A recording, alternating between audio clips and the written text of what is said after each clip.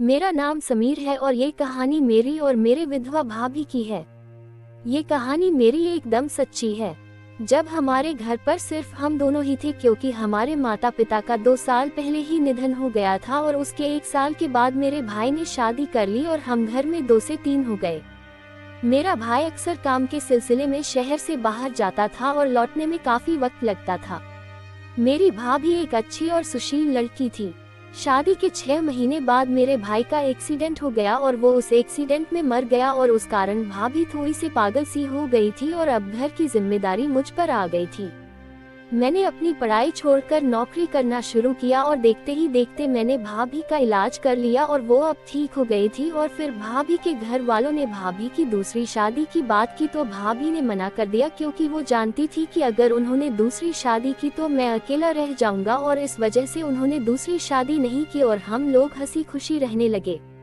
पर एक दिन जब मैं काम से लौटा तो मैंने दरवाजा खुला पाया और जैसे मैंने अंदर जाकर देखा तो भाभी कपड़े धो रही थी और उनकी साड़ी काफी ऊपर तक उठी हुई है और उनके सारे कपड़े भीग गए थे, जिससे उनकी अंदर की वो सब साफ दिखाई दे रहा था। बस उसी समय मेरा मन उन पर आ गया और मैं अपने कमरे में चला गया ताकि मैं खुद पर काबू कर सकूं। बाद में मैंने भाभी को आवाज लगा कर कहा कि चलो कहीं घूम कर आते हैं। वो राजी हो गई। हम लोग ट्रेन से गए। लौटते समय ट्रेन में काफी भीड़ थी, जिसके कारण मैंने भाभी को सामने किया और मैं उनके पीछे खड़ा हो गया और कुछ देर बाद मुझे किसी ने धक्का मारा, जिसके कारण मैं उनके करीब हो गया। उन्होंने ये महसूस किया और जैसे ही मैंने पीछे हटने की कोशिश की तो वो भी पीछे हट रही थी।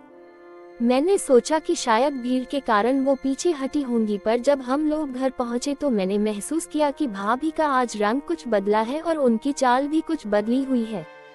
बाहर से हम लोग खाना खाकर अपने अपने रूम में चले गए, पर रात को मुझे नींद नहीं आ रही थी, जिससे मैंने टीवी रूम में बैठकर टीवी चालू किया और टीवी देखने लगा। टीवी की आवाज सुनकर भाभी भी वहां आ गई और पूछा कि क्या तुम्हें नींद नहीं आ रही है।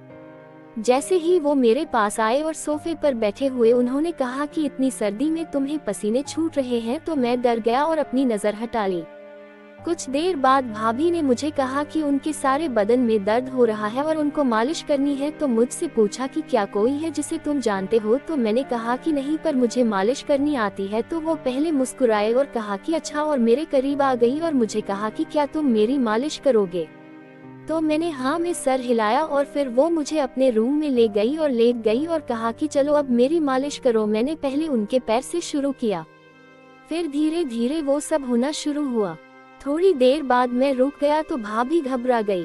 तो मैंने कहा कि आप मेरी भाभी है। तो उन्होंने कहा कि चलो आज से तुम मुझे मेरे नाम से बुलाना, और उनका नाम पिंकी था। और फिर मैं दोबारा से शुरू हो गया।